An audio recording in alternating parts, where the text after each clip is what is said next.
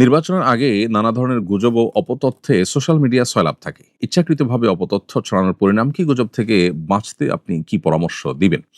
প্রিয় দর্শক, নির্বাচনকে ঘিরে শুধু নয়, বরং সারা বছর জুড়েই আমরা গুজব, প্রপাগান্ডা, অপতথ্য, তারপরে যেকোনো মিথ্যা সংবাদ এগুলো ছড়ানো, বিশেষ করে যেখানে কারোর কোনো দুর্বলতা, কারোর ব্যাপারে কোনো আপনার খারাপ কোনো কিছু আছে, সেরকম নিউজগুলোকে প্রচার করা, এটা যেন আমাদের বেশ খুব উপভোগ্য একটা বিষয় পরিণত হয়েছে। খুবই দুর্ভাগ্যজনক বাস্তবতা এটি।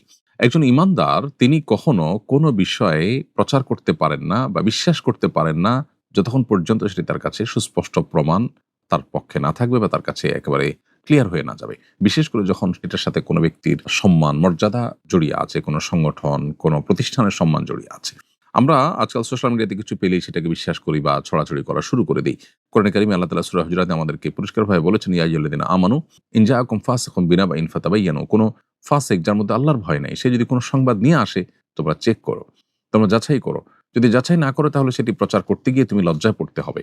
এমন হতে পারে তুমি প্রচার করার পর জানতে পারলে যে বিষয়টা সঠিক ছিল না, অপতথ্য ছিল, গুজব ছিল। এজন্য রাজনৈতিক স্বার্থ হাসিল করবার জন্য হোক বা অন্য কোনো কারণে প্রতিপক্ষের বা কোনো ব্যক্তির কোনো ব্যাপারে কোনো নেগেটিভ কিছু পেলেই সেটাকে আমরা প্রচার করা শুরু করব না, যতক্ষণ পর্যন্ত সেটির ব্যাপারে আমাদের নিশ্চিত ধারণা তৈরি না হবে। আল্লাহ কোরআনে কারিমে বলেছেন, ওয়ালা তাকফু মা লাইসা লাকা বিহি ইলম, যে বিষয়ে তোমার সুস্পষ্ট ধারণা নেই সে বিষয়ে কোনো অবস্থান তুমি গ্রহণ করতে যাবে না।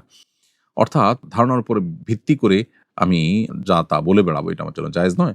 এবং আরেকটি হাদিস রয়েছে এ সম্পর্কে, সেটি হলো যে, যা শুনলাম সেটাই প্রচার করা শুরু করে দিলাম, একজন মানুষের মিথ্যাবাদী হওয়ার জন্য এটা যথেষ্ট। অতএব অ্যাজ এ মুসলমান এটি আমরা করতে পারি না। কিন্তু দুর্ভাগ্যজনকভাবে আমরা অনেকে নামাজ কালাম পড়ি, কিন্তু এ ধরনের মিথ্যা বিষয়কে অনেক সময় মিথ্যা জেনেও আমরা প্রচার করি এবং সেটাকে আমরা এনজয় করি।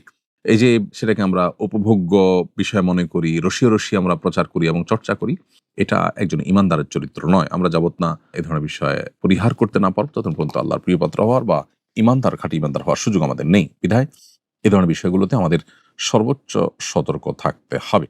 নির্বাচন অথবা ভোটের রাজনীতি অথবা রাজনৈতিক স্বার্থ হাসিলের জন্য প্রতিপক্ষ যদি ফাসিকও হয়, ইসলাম বিমুখ হয়, এমনকি যদি অমুসলিমও হয়, তাহলেও তার অথবা সেই প্রতিষ্ঠানের নামে গুজব ছড়ানো, ইচ্ছাকৃত গুজব তৈরি করা, এটা কোনো অবস্থাতে আমাদেরকে ইসলাম অ্যালাউ করে না। অতএব এটাকে আমাদের পরিহার করতে হবে এবং দায়িত্বশীল মুসলমান হতে হবে।